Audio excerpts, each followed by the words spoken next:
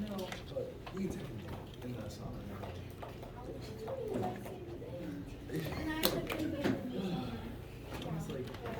Morning, everybody.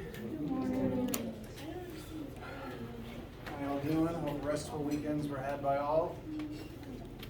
Doing good, yeah. Glad to hear. All right, so this week we're going to look into projectile motion, which is to say the two-dimensional motion of objects that are thrown up and out at the same time. That will move us towards the end of the chapter 1 material. Now, if you've been following along with the homework on Achieve, when I inform you we are starting a new chapter, that I usually encourage students to load up and look at the homework at that point, but obviously you wouldn't be able to finish it yet. So as we are now going to be moving towards finishing chapter 1, the last couple of questions, which are not actually in any particular order, should become clearer to you, and you should give all of them your best shot if you haven't already answered a few of them. Namely, again, the projectile motion ones. If you haven't started those yet, should, after today, make more sense. And so I will always inform you when a chapter is finishing up, and I'll usually make sure we have some time the day after we cover all the material to address any homework questions that you guys have. So depending on how quickly we get through the information today, we may finish up the information for projectile motion. And so on Wednesday, if that's the case, I would make sure to spend time answering your homework questions, doing some more practice stuff if you guys would prefer that, and then making sure there's that good buffer period before we move into chapter 2. Additionally, we are back to normal lab schedule starting this week. So if you have lab, whenever you have lab, come to lab this week. I want to make sure that this is clear though.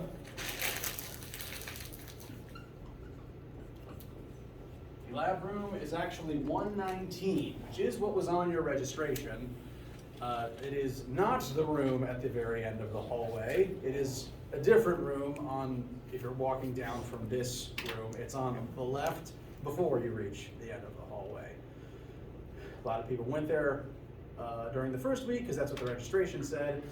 There was a bit of confusion on my part, and also there was a issue getting the room set up. So I did have some lab meetings in 126 last time, but our official lab room is going to be 119 for the rest of the semester. So that is where I will be today, Wednesday, and Friday at 1:30 for your lab this week. It will involve marble cannons and projectile motion, so pay attention today so that lab will make sense. How you guys feeling? Do you have any questions for right now? When would you recommend us to take the quiz? I usually recommend the quiz after you finish the homework. Homework is designed as practice until something makes sense. Quiz is then sort of apply what you've learned to 2 questions under a technical time limit that's not actually that intense. It's like 20 minutes of questions with a 1-hour timer. Try that when you're done with the homework and ready to see if you can do it without the use of your classmates doing the homework next to you, if you guys work together on the homework. Does that make sense? Okay. Quiz is also low stakes practice. You can take it again and again. It's just meant to be, could I do this completely by myself come test time? Anything else for right now? All right. Would help if I turned my mouse on.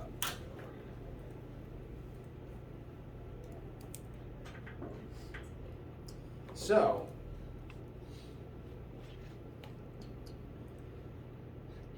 we've been discussing how we can use these formulas and the concepts in them to talk about motion. We've done so primarily one-dimensionally so far. Today we're going to start looking at the earliest case of two-dimensional motion we're going to study, that is projectile motion. So we'll be combining these formulas with not only the idea that something can move in 2 axes at once, but also with the concepts related to falling that we began discussing last time. Now, for some review,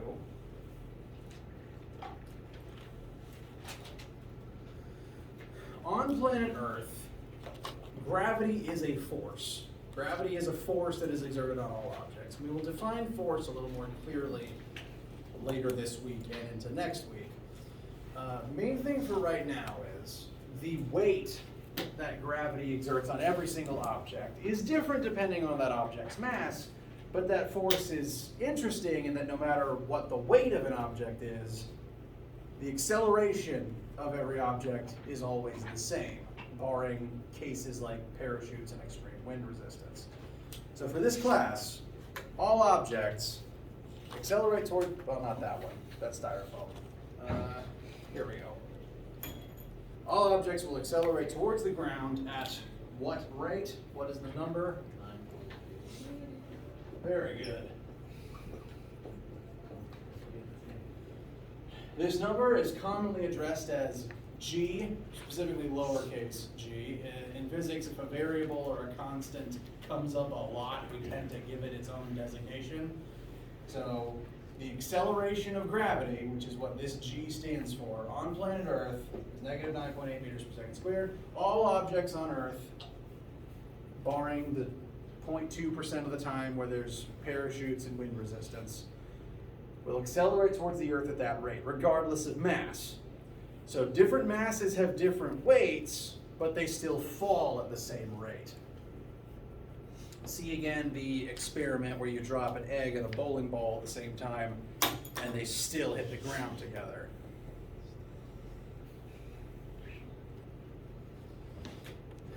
Now, this is specifically in the vertical axis, and it's specifically down in the vertical axis, which is why this negative lives here. The negative specifically just means down in comparison to positive y, which means up. So, gravity itself is a force that creates this acceleration. And when an object is falling at that rate, we consider it to be a projectile in free fall. And this is true of everything, not specifically just inanimate objects, but if anything, human, other life form, inanimate object, etc., is accelerating towards the ground at this rate under only the authority of gravity and nothing else, it is a projectile in free fall. And as a result, there's one other tidbit you can remember about projectiles in free fall. They accelerate down at this rate, which automatically makes this, that object, or that projectile's y acceleration. Acceleration in the y-axis is negative 9.8 meters per second squared. And if it is truly in free fall, where no other force is affecting its motion, it is only under the winds of gravity.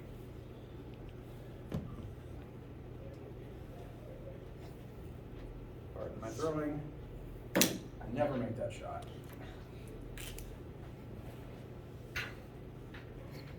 The chance then. Nope.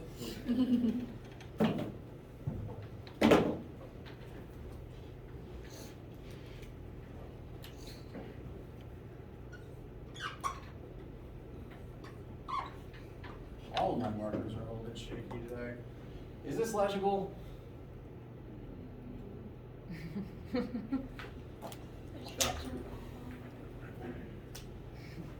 Yeah, I might as well just get rid of it. Shot 3. Oh, try is not the charm. The bank working. That is hardly any better.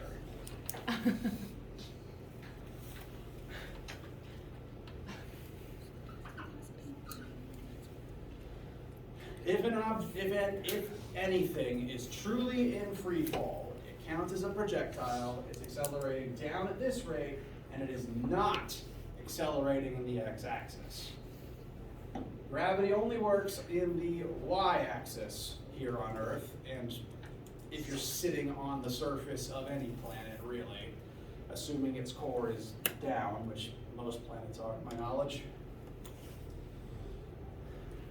So by definition of projectile motion in free fall, you're falling at this rate, You are not accelerating in the x-axis, no matter what else is going on.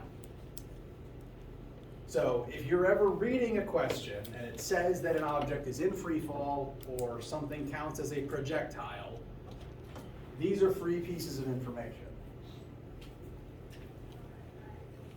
So I'm going to put the keywords projectile and free fall right here.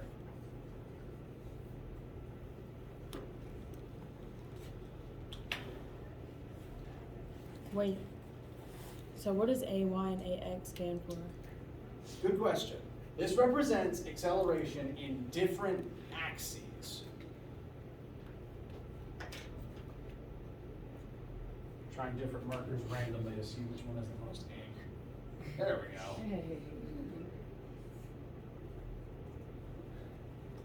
So in the traditional mathematical viewpoint, where horizontal is the x-axis and vertical is the y-axis, as we begin talking about two-dimensional motion, the idea that you can be moving in more than one axis at once, it's important to label in what axis a given metric is measured in.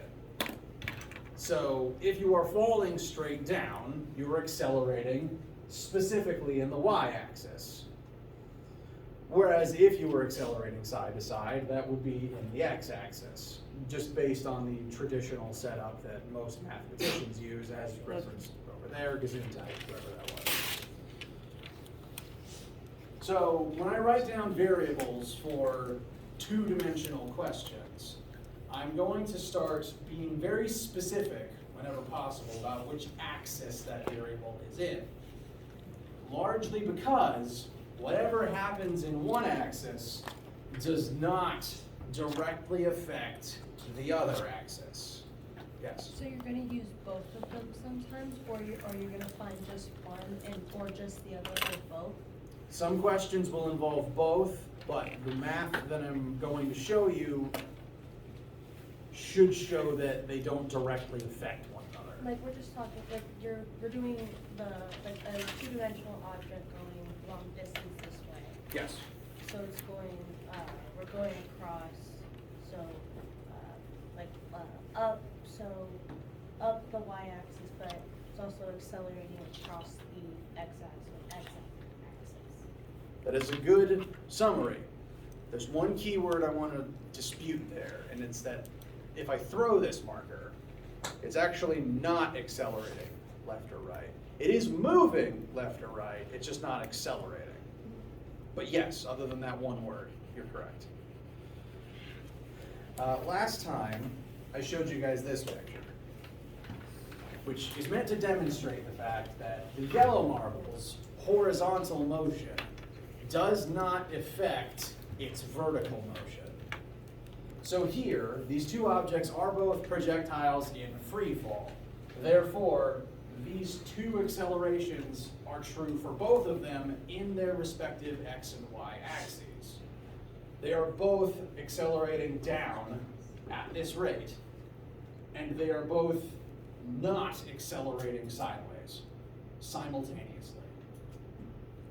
Now, the yellow one is moving sideways, but it is not accelerating sideways. In an attempt to demonstrate this, the bars on this graph, the white lines, are there to show that they are keeping pace with each other vertically. Every single frame of video that imagine this as slow motion video, and you're clicking forward one frame at a time. Every single frame that passes, these two objects do get faster vertically. Notice that every frame that passes, they get further and further away from the previous frame in the y-axis. They're getting faster and faster, but only in the y-axis.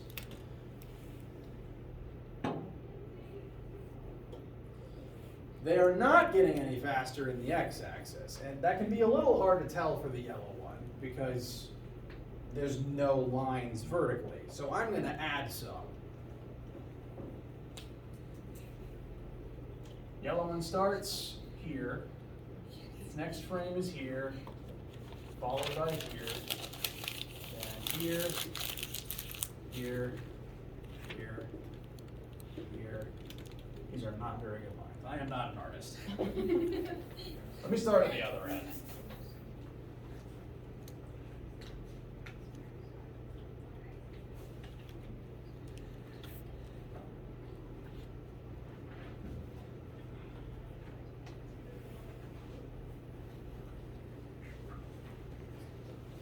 Now, shaky human hand, admittedly, but they're pretty much equidistant each frame of video, because horizontally, the yellow one's speed isn't changing.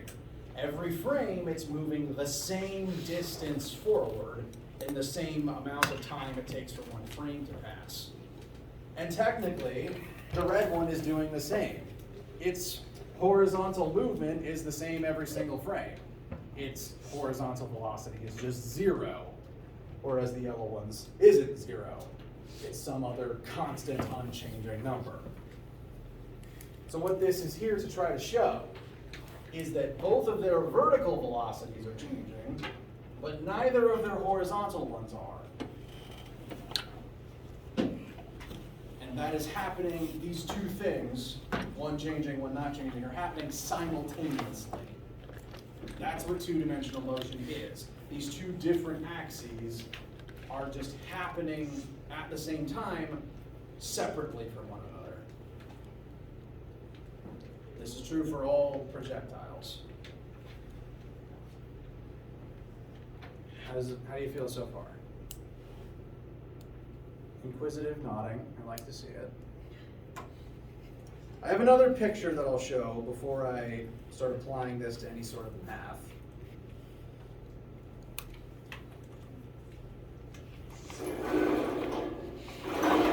Rather than two different objects dropped in unison, this is more so a chart visualizing the velocities when I do this.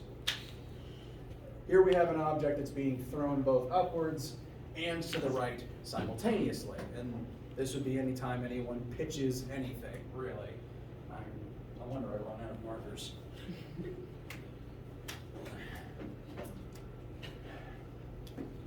Now, when you throw anything, your arm is basically giving it just one velocity, and that velocity happens to be in whatever direction you were aiming in. If I can chuck a 10 meter per second fastball, I can choose what direction that happens to be in. This particular object was thrown in this direction, which is not entirely X or Y, it's a mixture of the two. It's some angle in between.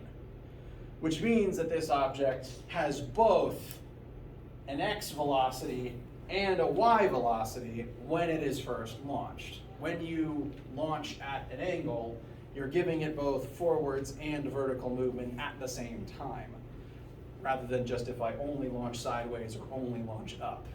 Ow.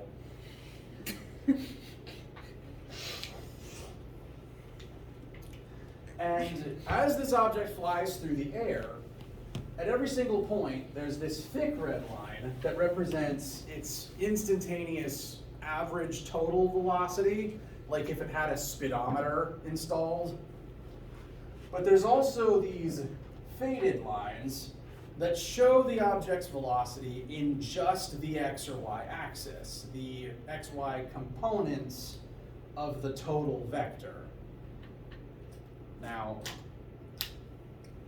if you've had trigonometry before,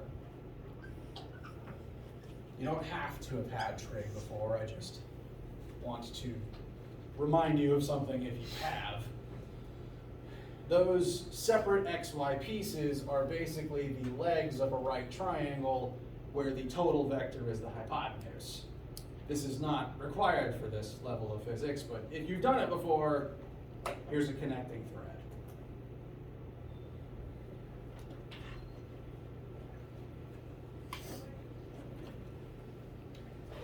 And as the object flies through the air, the sizes of these various pieces may or may not be changing depending on if the object is accelerating in that axis. Now, as the ball rises, We've talked before that when you throw something upwards, no, that's the good one. When you throw something upwards, it rises even though it's accelerating downwards. Initial velocity points up even though acceleration points down. And eventually, because those two vectors point in opposite directions, it rises to an apex where it stops for a second before it continues following. And you can see that in the progressive shrinking of the y component of this object's launch velocity. This y piece, the speed at which it is rising, shrinks all the way up to that apex, where there's just no upward pointing arrow anymore. And then as it starts falling, that piece starts growing downwards, because now it's going to be accelerating and moving towards the ground. Its velocity will point downwards as it falls. So that's evidence that the object is accelerating downwards. Its velocity is changing to become more negative as this whole thing goes on. However, like I tried to show in the previous picture, this little tiny x piece never actually changes. It's moving forwards at a constant rate as the vertical speed changes. Because again, if you're falling, you only fall down. You don't fall sideways. You can move sideways as you fall, but you're not accelerating sideways. If you somehow accelerate sideways through midair, it's because you have a rocket attached to you. That is the only way.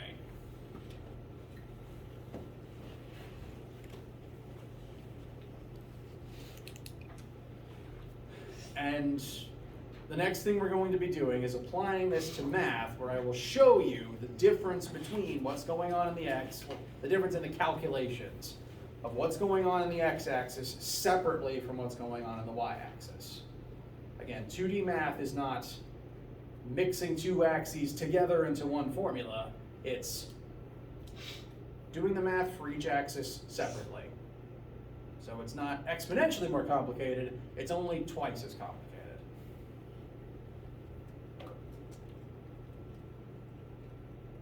After seeing this and everything I've said so far, how do you guys feel?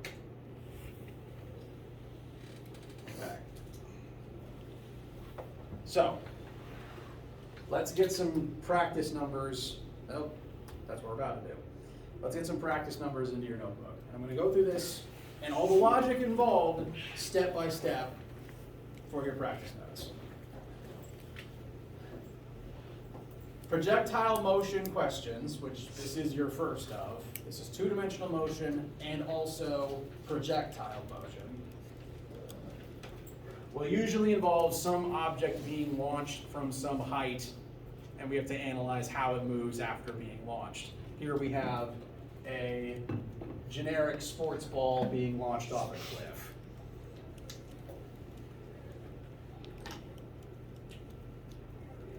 So this is our cliff. This is our generic sports ball. I have not decided what sport, so it's just got elements of all of them. The cliff is 9 meters tall, which would be about a 3-story building. And we are going to launch our base foot soccer ball at 21 meters per second horizontally. That means x-axis sideways, which is a very good throwing, kicking cannon arm, leg. Insert relevant term here. Whether you threw it or kick it, that's very impressive.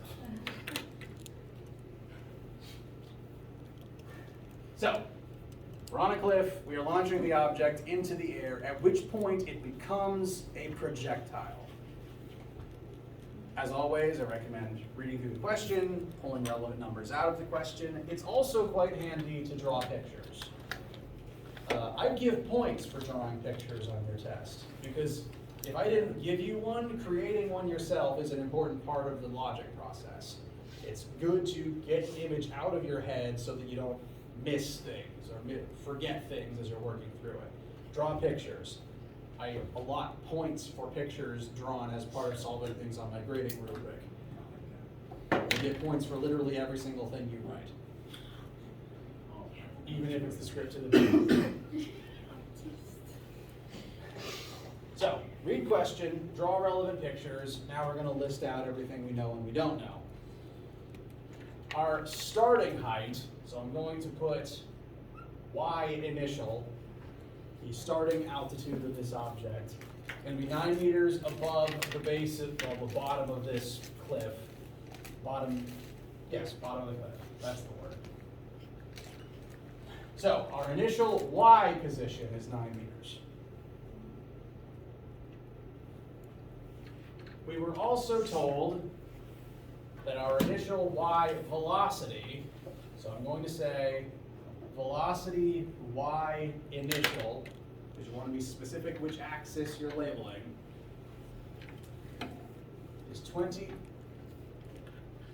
My mistake. We launched this horizontally. So that's actually velocity x initial is 21 meters per second. I apologize.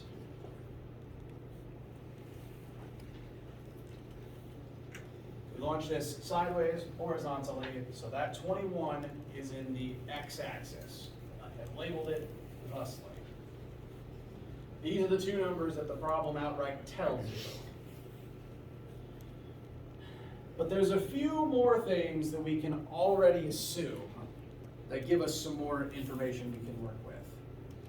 One, if we throw this object, doesn't have wings or a jetpack, anything like that, that makes it a projectile, which automatically makes what true about it?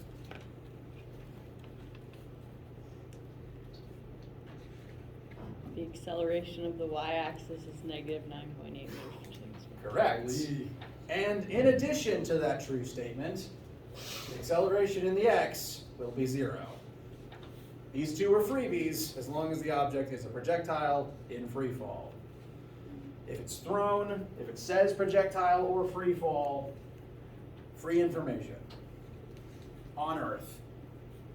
Projectile free fall on Earth, but I will tell you if a problem takes place on the road. So, a y, negative 9.8 meters per second squared, down. A x is nil, because we are only accelerating down, not sideways.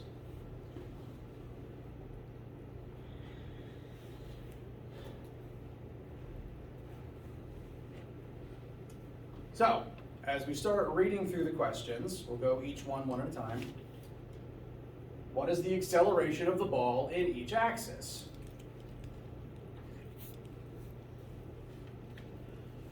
Again, free information. As long as it's an object in free fall, you know it's accelerating down at this rate and not sideways at all.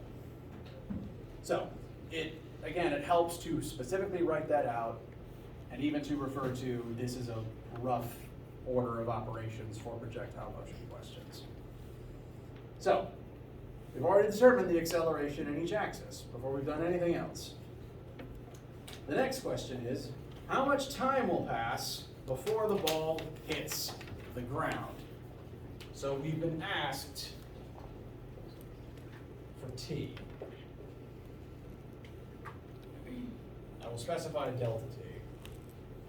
The time that elapses from here to here.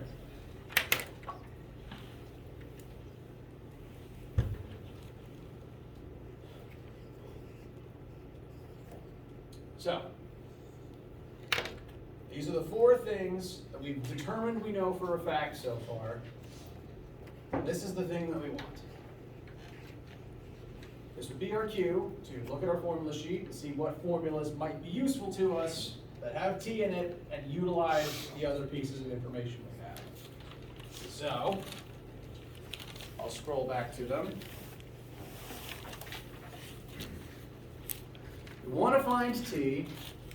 We know, vertically speaking, initial y position, y acceleration. Horizontally speaking, we've decided that we know initial x velocity and x acceleration. First of all, let me ask a slightly different question.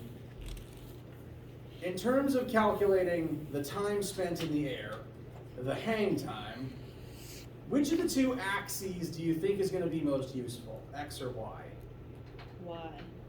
Y. Very good guess. No, not even a guess. Educated decision. Yes, y-axis, 99% of the time, is the limiting factor on how much time something spends in the air. Because that's the axis you're accelerating in. The acceleration in the y-axis is what determines when you hit the ground. Because if you're not accelerating in the x-axis, that's not changing until you eventually hit the ground. So the y-axis is going to be the one I'd recommend investigating for determining hang time. So to calculate that time, we should consider the y variables that we have here. I'm going to rewrite them because the column here is kind of mixed a little bit. So I'm just going to use the y stuff. We've got y initial position. We've got y acceleration and time. That's actually not that many variables, if we think about it.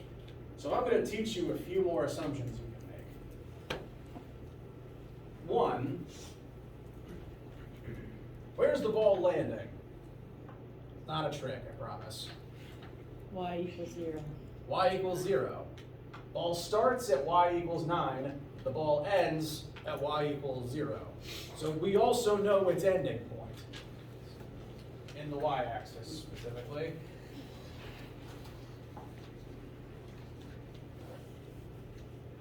This means we know delta y, because we know final minus initial. So you could look for either of these in the formula, or you could look for delta y. Furthermore,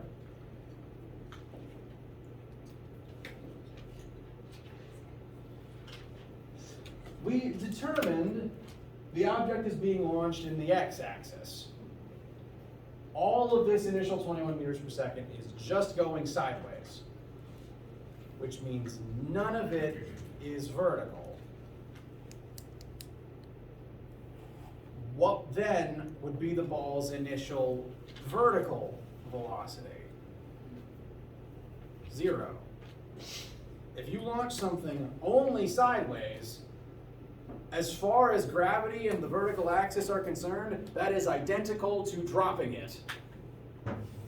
Because again, gravity doesn't care, dropped or launched, they'll hit the ground at the same time. So vertically speaking, as long as your launch is only sideways, your initial vertical velocity is still 0. Because the axes are separate, what happens in one does not immediately affect the other. So if you only throw it sideways, if you don't go out of your way to throw up or down, just sideways, that is identical to dropping it as far as gravity is concerned. So Vy initial is 0. That's 2 more pieces of information we can logic out of our picture.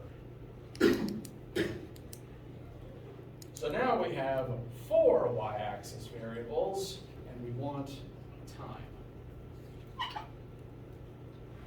Which formulas might be useful to us in determining time with what we know?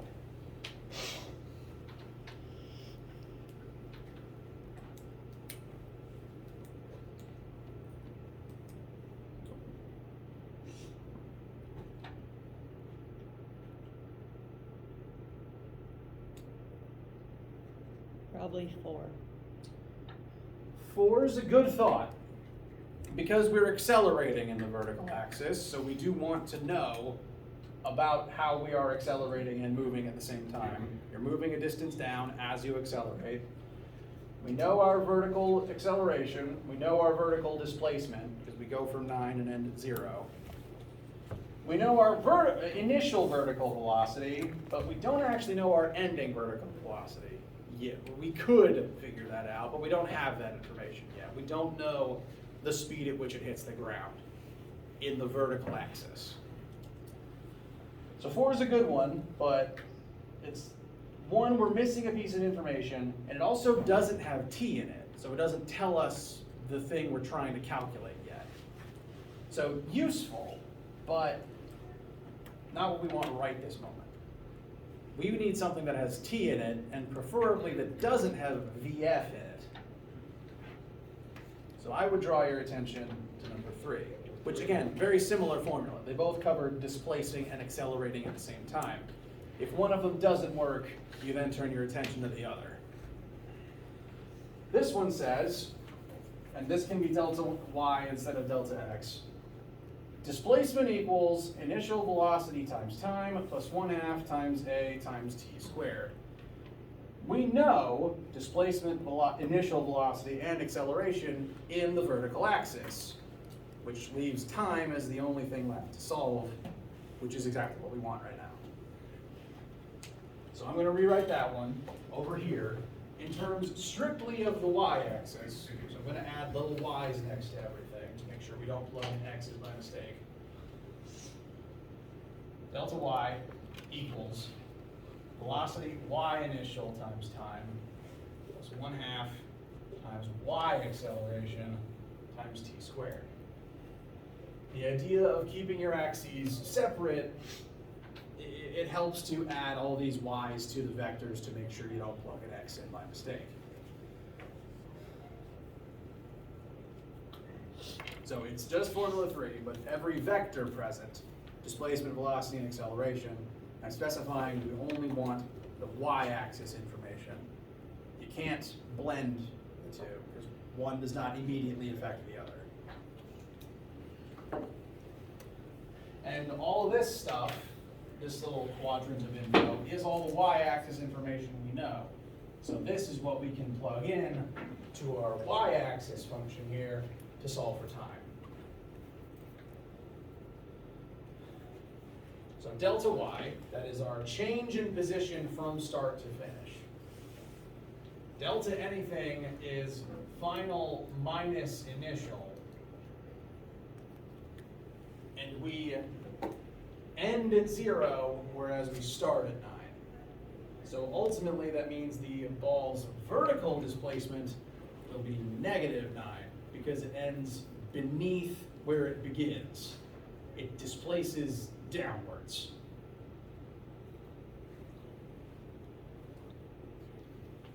So 0 minus 9, which will just become -9.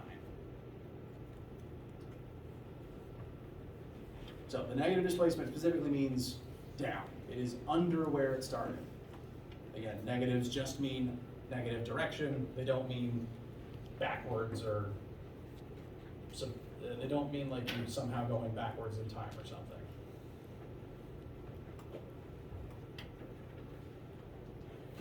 Velocity initial in the y-axis we determined to be 0 because you only threw it horizontally. You didn't launch up or down. Oh, that's not plus, that's equal sign. So 0 times our unknown time is 1/2 times our vertical acceleration, and then times our unknown time squared.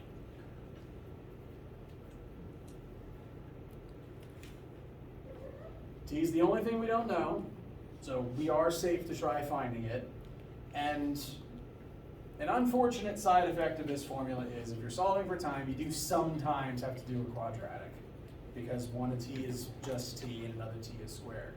But like with the examples last time, where we're looking at someone jumping on Friday, we conveniently have a little loophole where we can avoid doing a quadratic here, because this t is multiplied by 0, so what happens to it? It just goes away. So I'm going to simplify this by one line to just get rid of all the zeros. 0 minus 9 is negative 9. 0 times t is 0, so I'm just going to get rid of that whole thing and not rewrite it, which will just leave us with 1/2 times negative 9.8. I'm going to go ahead and simplify that to negative 4.9 times t squared. This is actually pretty much exactly the same math we did on Friday for just someone jumping, because all those vertical processes are the same. Projectile motion, free fall, only accelerating down, vertical axis determines time.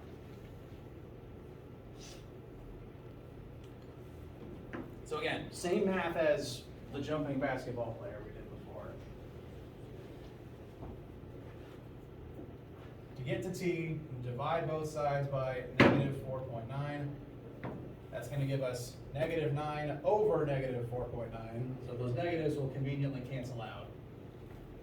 Equals t squared. We would want to take the square root of both sides. That would be square root of just a little less than 2, so 1 point something, I think. 837. Say it again. 1.837. Ah, that's the square root? Oh wait, never mind. It's okay. So what you said is 9 over 4.9 is 1.8. Yeah, 1.837. 1.837, thank you. So then the square root of 1.837, there it is.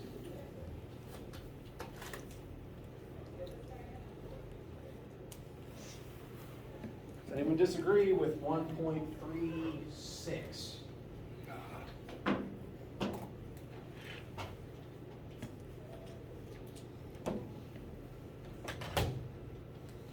So that is the object's vertical hang time. That's the time it takes it to go from launch from cliff to splat on canyon floor.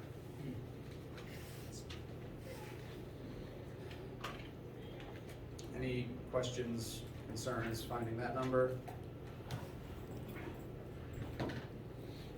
Okay. Now that we have that number, it can help us solve for the last thing. How far from the base of the cliff will the ball hit the ground? Now that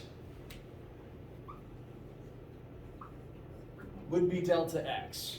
We want to know how far it moves in the x-axis. We already know how far it's going to fall down. What we want to know is horizontally how far it goes, so that we know, like say you were throwing to someone, you wanted them to catch it, you know, where do they need to stand so that they can actually do that. So delta x is what we're after now, which means we only want to use x-axis information. We only used y's in this formula to find time. So to find delta x, everything else you want to use also needs to be x. There is one small exception though, and that's actually t itself.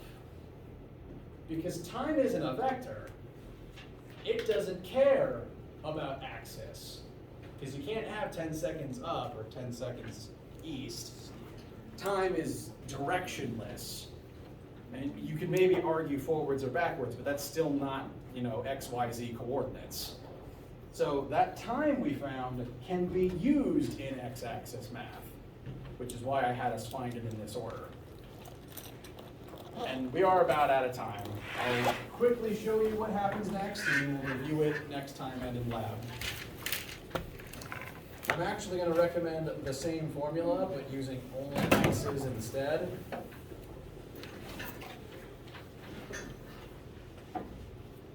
Because we want delta x,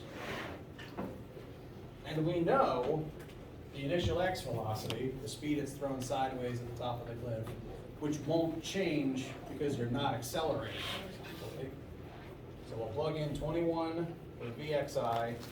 I'll plug in the time we already found for t, because again, it's not a vector. This is the same time for both x and y, because the time it hits the ground is the time it hits the ground.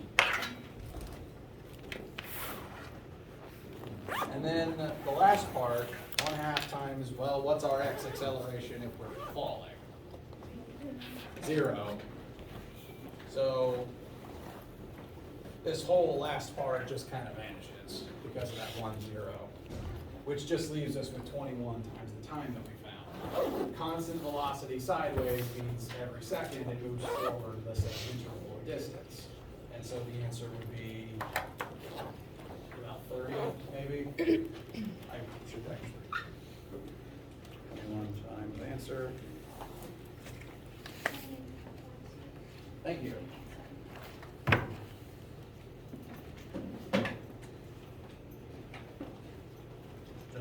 Just. As I said, we will be using this information in lab, so bring your notes. We will review it there as we're doing it. And this should be all the information you need to continue on the homework. We'll spend Wednesday reviewing, perfecting, and answering any questions you guys have about this or all. Come to lab whenever that is for you. Let me know if you need anything. Have a wonderful day.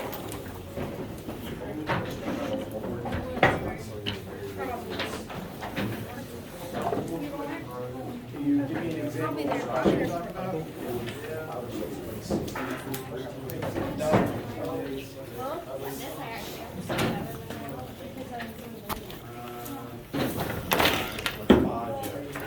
Okay, so 5 is the But it was during COVID.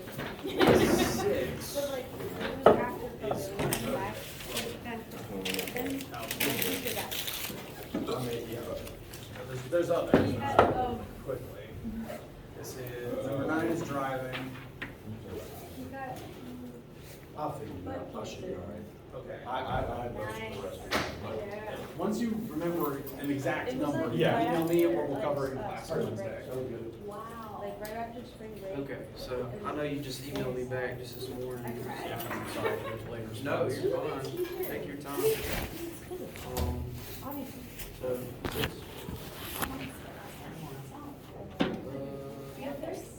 gotta get back to it. I didn't have like extremely hard time, but just this one right here. See, like it took me 18 attempts to do Well, it sucked. 5 is basically what we just did. So it's okay if it only takes till now for it to make sense. I'm not gonna lie to you.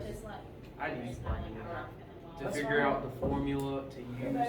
Like I couldn't just get like a straight sheet answer. Like I had to find the formula they used. Honestly, that's kind of intentional on my part because I want you to learn. Like even if I can't stop you from looking it up, but I can at least Yeah. try to encourage you to know the method more so than finding a number. Yeah. But with this one, I mean, it just completely.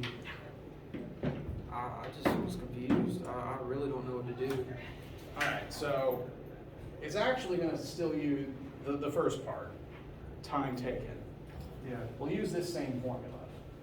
It's kind of a similar situation because, well, you're solving for t actually. Same formula. Let me start over. To solve for time, what you have here is the sled is going to move across the distance of the field. So that's the delta x. Well, one more time. So the first part. Okay. The sled, it starts at rest and it's going to rocket across the field. You know the length of the field that it's going to cover. So that's the distance the sled will cross. Yeah. And you know the sled's acceleration. And they asked you to find, the first thing they asked is the time it takes to cross the field. Looking at this formula, you know the distance of the field. You know the acceleration that you will use to cross the field. You want time. The question to use this then is what is the sled's initial velocity? If you're sitting, exactly, you're sitting still, you hit the gas, you start from rest, and then you blast forward. So this would cancel out, leaving you with field length equals 1/2 times sled acceleration times t squared. Because I blanked out after you said that. Let me take a picture of this. Now, the part under it will be different. Yeah, Just I'll just crop it out.